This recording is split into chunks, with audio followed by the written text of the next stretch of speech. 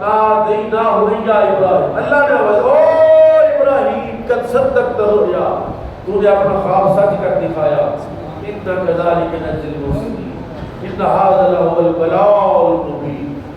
ایک بلائے مبین تھی کربلا میں، ایک بلائے مبین ہے بنا میں، اور یہ بڑی بلائے مبین تھی کہ بیٹا اپنے ہاتھوں سے ذبح کرنے کے لیے پیش کیا۔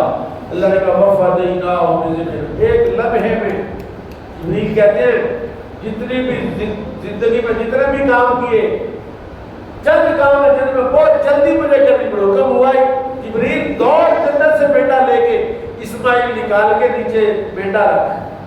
جبریل کہتا ہے سپیڈ دیکھیں، چیک کریں سپیڈ، آرڈر ہوا، چھری گلے پر ہے، چھری چلا رہے ہیں، آرڈر ہوا اس گلے کی جگہ پر بیٹا، بتاؤ کتنی سپیڈ ہو؟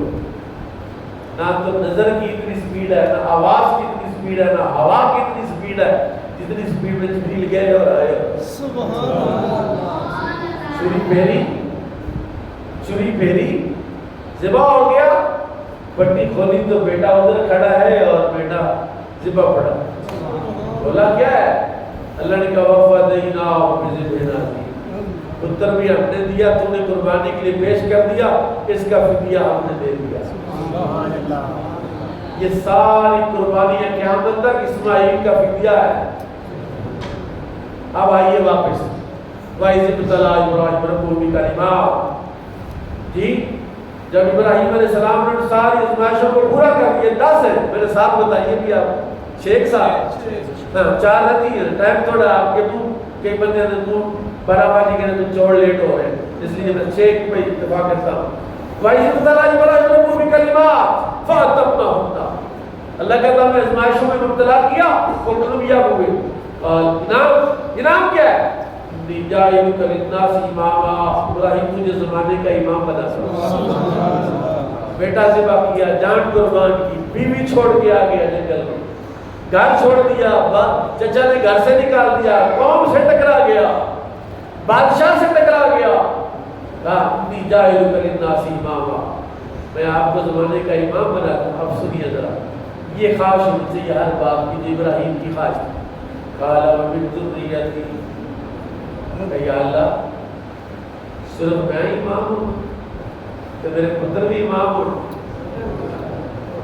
اور کلہ امام کتنے کے امام صاحب صرف باپ بھی امام نہ ہو، بیٹا بھی امام۔ یہ نبی کا طریقہ ہے کہ جس کو اللہ نے مسلح امامت پر کھڑا کیا ہے وہ اپنے بیٹے کو بھی امام بنائے۔ یہ ابراہیم کی خواہش ہے، وَمِن ذُرِّيَّتِهِ، یا اللہ میری اولاد میں بھی۔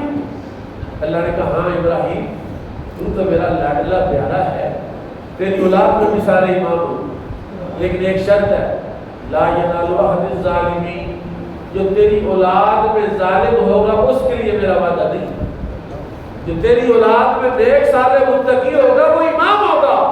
اور یہی وجہ ہے کہ ہم 12 اماموں کو نہیں مانتے، ہم حضرت اسماعیل کی ساری اولاد کو امام مانتے ہیں۔ جو راہ ہدایت پر ہو، جس کا عقیدہ صحیح ہو، سید ہو، عقیدہ صحیح ہو، راہ ہدایت پر متقی ہو، ہم اس کو اپنا امام مانتے ہیں، کیونکہ وہ ابراہیم کا نائب ہے۔ اور سب سے بڑے نائب ابراہیم علیہ السلام کے میرے آقا و مولا امام الانبیاء صلی اللہ علیہ وسلم، امام حسین امام ہے۔ بعض بندوں کو امام حسین امام نہیں مانتے، لیکن حضرت حسین بھائی امام کیوں نہیں کہتا؟ کہتا نہیں میں نہیں امام مانتا۔